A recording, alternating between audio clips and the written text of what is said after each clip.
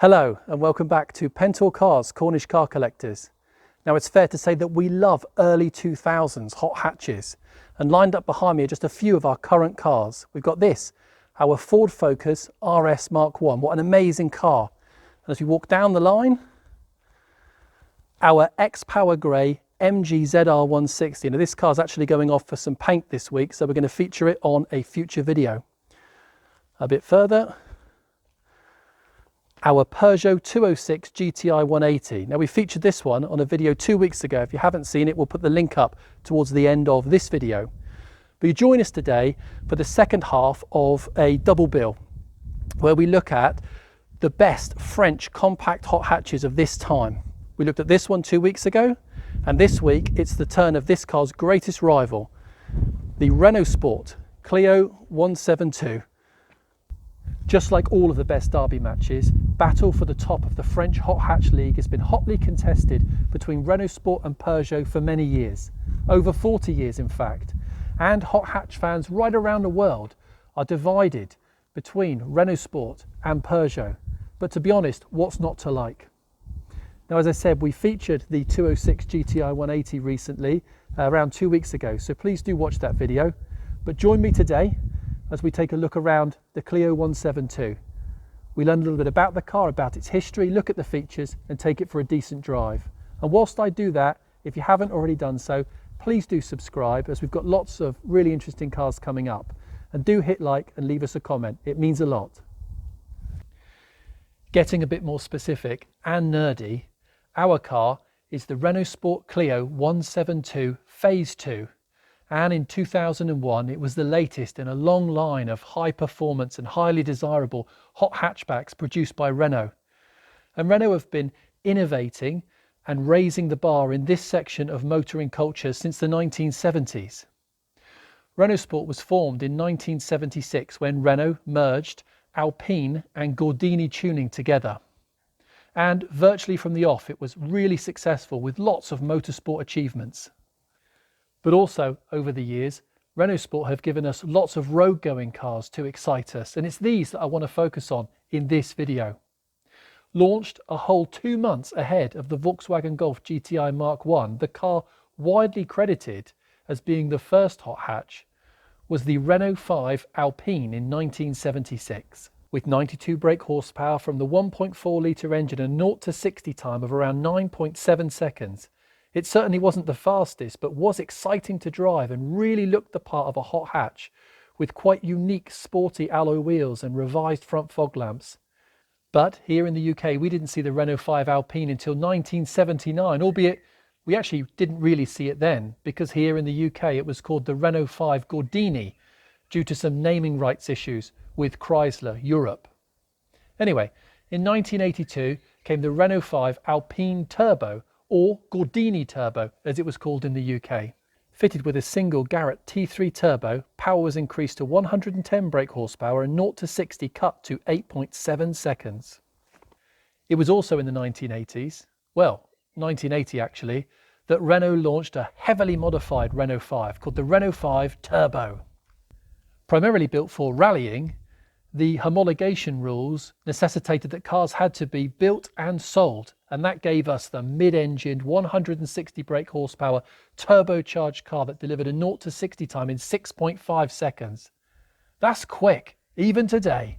With its wide rear end and side air intakes, it looked mean and sold well, with nearly 5,000 being sold in Turbo 1 and Turbo 2 guise during its 6-year production run. It also made an appearance in the Bond movie Never Say Never Again, driven by Spectre assassin Fatima Blush. The second generation Renault 5 was launched in 1984, and in 1985 came the Renault 5 GT Turbo. Renault moved the 1.4 engine from the middle of the car to back under the bonnet and gave the car a Garrett T2 Turbo. That gave us 115 brake horsepower, and I think post 1987 the power output was increased to 120 brake horsepower. Now the power to weight ratio in the Renault 5 GT Turbo was excellent, and it delivered a 0 to 60 time of 7.5 seconds. But the 5 Turbo was superseded by the Renault Clio 16 valve, or the 16S as it was called in France. It arrived in 1991 and delivered 137 brake horsepower. But in 1993 came the thrilling, lightweight Clio Williams with its gold wheels, metallic blue paintwork and 2-litre 150 brake horsepower engine. It was fabulous. In 1998 came the second generation Clio, and with it the Clio 172. And with this second gen Clio, Renault Sport also returned to a familiar recipe, moving the engine from the front of the car to the middle and giving us the mid-engined 3-litre 6-cylinder 225 brake horsepower or 252 brake horsepower from 2003 Clio V6. It was a bonkers and brilliant car all rolled up into one. Anyway, in 2001 the Clio received a major facelift with the second gen Phase 2, with the most noticeable upgrades being around the front of the car and inside. And that's where our car came in. Well, at least until 2004, when Renault Sport increased the power output of this hot Clio to 182 brake horsepower and called it the Clio 182 with flash twin exhausts.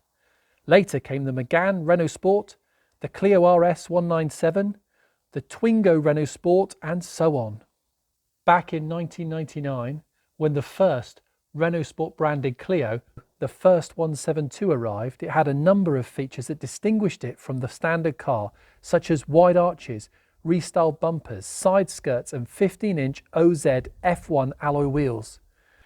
True to hot hatch form, Renault Sport stuck a big engine in a lightweight car. And that initial 172 had the 2-litre 16-valve engine with variable valve timing. It was actually a modified version of the F4R engine that was widely used by Renault at the time in other models, such as the Laguna or the Espace. There was also a limited edition Phase 1 Clio 172 called the Clio 172 Exclusive. Limited to only 172 cars, these exclusive editions were all painted scarab green and featured BBS alloy wheels and a full leather interior. With the Clio 172 Phase 2, with this car, came an increased level of equipment, including automatic xenon headlights and headlight washers, rain-sensing wipers and a 6-disc CD changer. The 15-inch OZ F1 alloy wheels were also replaced with a 16-inch alloy wheel of Renault's own design. The Clio 172 was something of a performance bargain. Back then it was difficult to go faster for less, with a 0 to 60 time of 7 seconds and a top speed of 140 miles an hour. Now their stats a hot hatch would be proud of even today. These very attractive seats were upgraded from the Clio 172 Phase 1 with the half leather and the half Alcantara finish and the Renault Sport logo embossed there in the back. New features in the Phase 2 are digital air conditioning as opposed to manual air conditioning that were in the Phase 1 and automatic xenon headlights and windscreen wipers. Wherever you look in this Renault Sport, you're reminded that you're in something special. When the feel of this leather-clad chunky steering wheel with the Renault Sport logo here at the bottom, the dashboard has some silver trim and the gear knob is trimmed in leather with a silver top, which is a change from the Phase 1 172 that had a metal ball gear knob. In 2002, Renault Sport released their super lightweight version of the Clio 172 called the Clio 172 Cup. This stripped out version was a ready-to-race road rocket and did without the posh leather and Alcantara seats, air conditioning and ABS. It also had thinner glass in the windows and some of the sound deadening had been removed. Outside, the wings were already super light, being made of plastic, but for the Cup, the xenon headlights and washers were removed. All of this resulted in a drop in the 0 to 60 time to 6.5 seconds.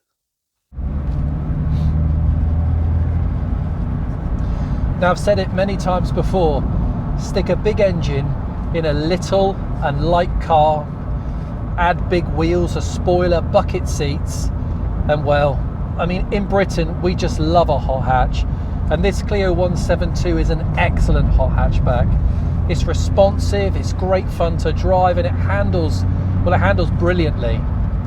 But being a VVT engine, variable valve timing, to get the most out of these, you've really got to drive them fairly hard, and this Clio 172, well, it's no exception. I mean, to get the most out of it, really, you've got to kind of take it up to above sort of 5,000 RPM, but my goodness, it really really comes alive. You get this second kind of burst of power. It's excellent. I have to say, I mean, I drove the Peugeot 206 GTI, the 180, in a video a couple of weeks ago, as I've mentioned, and dare I say it, this is a better car to drive. I personally prefer the looks of the 206 GTI 180, but even that's a close call. This is the better car. If I had one criticism, it would be that the steering wheel feels like it needs to just drop down a little bit more. It feels a bit kind of upright, like a truck. But you soon get used to it, and if I'm honest, it's a small thing in what is otherwise an absolutely brilliant little hot hatch.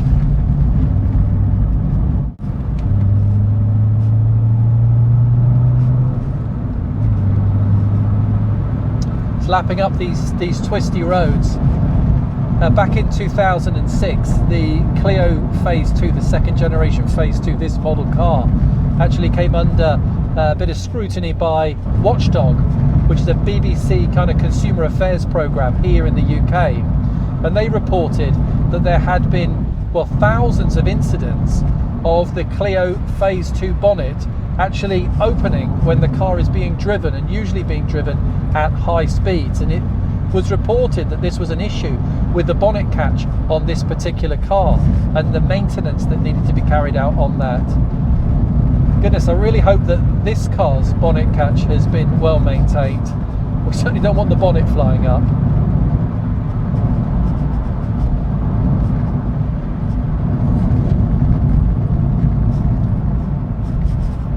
Oh, it's a wicked little thing.